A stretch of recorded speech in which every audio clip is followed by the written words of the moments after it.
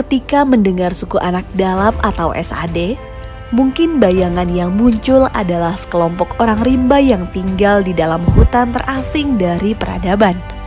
Tapi, lain dari hal itu, SAD sendiri merupakan bagian dari warga negara Indonesia yang patut diperjuangkan segala hak, pengakuan, dan perlindungan atas ruang hidupnya.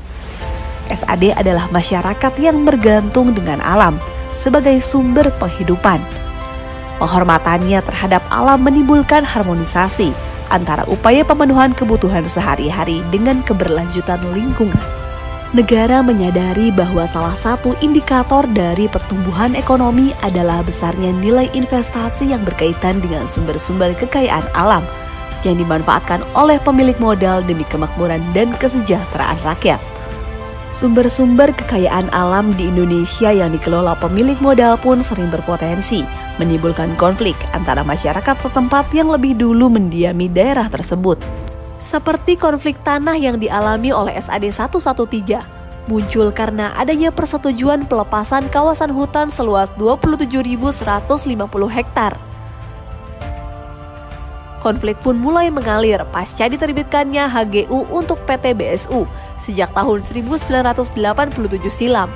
Artinya, konflik itu sudah berjalan selama 35 tahun.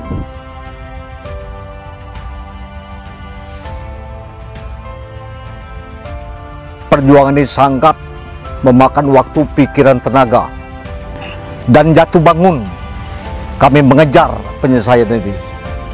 Nah, dalam tahun 1986 keluar sertifikat BDU pertama, bangun desa utama. Dari situlah awal konflik kami. Dari 3 dusun, Pinang Tinggi, Padang Salah, dan dusun Tanah Menang. Terjadilah konflik itu terus memanjang. Dan kami selalu diintimidasi, diteror, bahkan diancam dengan PT BDU maupun PT Asiatik Persada. Nah, perlu diketahui bahwa PT Asiatik Persada ini sudah berapa kali ganti.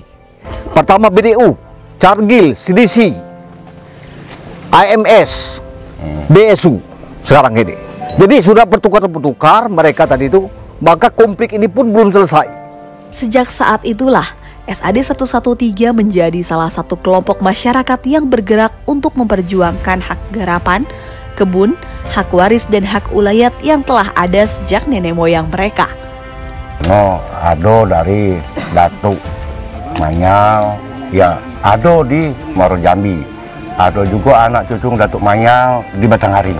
Itu saya jalani selama 35 tahun, bahwa hak-hak kita sebelum HGU PT Bangun Desa Utama terdiri, apakah itu dibiarkan menurut hukum adat maupun hukum negara. Kalau kita merasa punya hak, marilah kita tuntut hak kita. Itu dasarnya, kena makan pekuburan itu HGU kita, aku bilang, bapak-bapak, ibu-ibu, dulur-dulur, bukannya HGU perusahaan. Kena, tidak mungkin aku bilang hak kita itu bisa hilang dengan dasar hukum yang didirikan oleh negara. Negara memang mendirikan hukum, itu tidak salah aku bilang. Tapi hak kita sebelum adanya beku dunia, kalau sudah ada di situ, masa tidak kita tuntut, aku bilang. Kalau kita tidak nuntut, aku bilang tidak akan dapat. Kemudian kita, aku bilang, menyerahkan hak kita ini kepada BPN Batanghari, provinsi, pusat. Yang jelas kami selaku pihak pemerintah tentunya membantu pihak masyarakat. Nah, perjuangan mereka pun tentunya kami mengadakan rapat untuk membuktikan keabsahan mereka. Jadi memang benar-benar kami dibantu juga oleh BPN selaku yang membidang yang tim teknis. Memang harus kami perjuangkan dan juga tidak merugikan pihak investor. Jadi di dalam perjuangan mereka terbukti bahwa mereka memang ada hak mereka yang dituntut mereka. Perjuangan panjang SAD 113 untuk mendapatkan kembali haknya terwujud sudah. Konflik SAD 113 dengan PT BSU pun berakhir harmonis. Puncaknya, Kementerian ATR BPN mengeluarkan sertifikat kepemilikan bersama atau komunal untuk 744 warga SAD 113 berupa perkebunan sawit dan 20 hektar pemukiman atau fasilitas umum yang ditetapkan melalui SK Gubernur Jambi. Sertifikat SAD 113 telah diserahkan secara simbolis oleh Presiden Republik Indonesia Joko Widodo di Istana Negara Kamis 1 Desember 2022 lalu. Kami sepakat dengan Pak Nurman, Ketua Koperasi, mengarahkan kepada dulur dan keluarga sanak cucung sayo itu jangan sempat sertifikat ini diambil alih oleh orang yang tidak tahu sejarah, asal usul mendapatkan sertifikat. Karena orang banyak memanfaatkan ini. Saya tidak ingin itu. Kenapa? Sangat sulit mendapatkan sertifikat kalau kita diintimidasi dengan politik-politik yang tidak jelas, sehingga merugi ke diri kita sendiri. Itu mungkin yang saya pandang sekilas, Pak Nurman ya. Karena ada yang oknum menganggap ini tidak jelas, itu tidak jelas. Yang lebih jelas itu bagaimana? Itu menurut saya sarankan kepada keluarga besar saya, suku anak dalam kelompok 113, jangan terprovokasi dengan hal-hal yang tidak bertanggung jawab. Ini kan sertifikat komunal. Jadi masyarakat itu kita sudah sosialisasi ke masyarakat bahwa sertifikat komunal ini, satu batang sawit ini dikerjakan 744 kakak, bukan perorangan. Nah, semua kegiatan dalam pengelolaan lahan tersebut itu selalu masuk ke wadah koperasi kita. Jadi koperasi yang mengatur, jangan sampai sertifikat atau lahan yang diberikan masyarakat kepada masyarakat itu dialihkan ke orang lain. Tuntutan mereka itu alhamdulillah juga mereka diterima oleh Bapak Presiden Bapak Jokowi. Mereka sehingga diundang langsung. Jadi oleh Bapak Presiden pun ada memberikan sertifikat sebanyak 11 itu dikasihkan secara simbolis, 2 sertifikat yang langsung diserahkan oleh Bapak Presiden. Selebihnya Bapak Menteri langsung turun ke lokasi, di lokasi SAD 113. Untuk yang 9-nya langsung Menteri yang menyerahkan. Sertifikat kepemilikan bersama itu kan artinya tidak bisa secara individual ya untuk mentransaksikannya. Jadi artinya memang itu untuk kepentingan masyarakat komunal itu. Jadi tidak untuk kepentingan pribadinya. Jadi ini satu alasan penting kenapa itu diberikan hak kepemilikan bersama, bukan hak individual.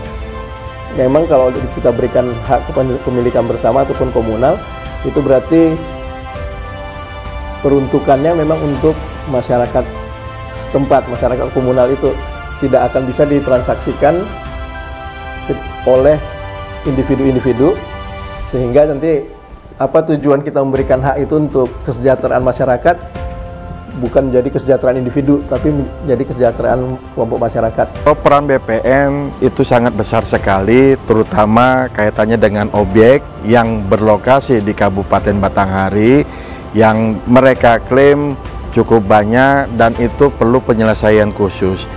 Karena kalau dinilai dari upaya yang sudah dilakukan, mungkin kantor Batanghari itu perlu menindaklanjuti sampai dengan pengukuran pemetaan yang ada di lokasi Kabupaten Batanghari.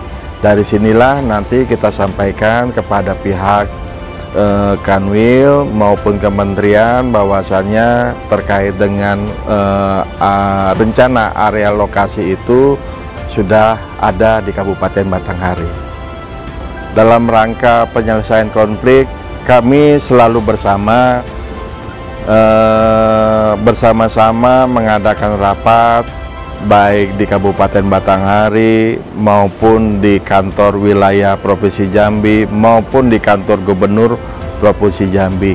Intinya semua itu dimaksudkan dalam rangka upaya penyelesaian konflik masyarakat SAD dengan perusahaan PT BSU. Kita sadar betul bahwa konflik pertanahan di Provinsi Jambi ini termasuk kategori tinggi. Salah satu yang ditangani oleh pemerintah provinsi beserta Forkompimda dan seluruh komponen itu adalah kasus antara PT BSU dengan SAD Suku Anak Dalam 113. Perjalanan kasusnya cukup panjang sebetulnya, sudah puluhan tahun kasus ini tidak selesai-selesai.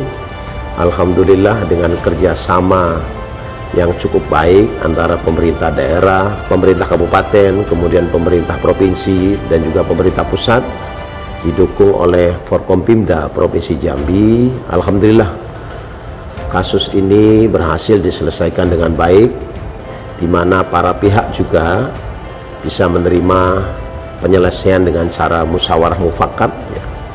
Penyelesaian konflik penting dilakukan karena menyangkut dengan kepentingan masyarakat umum.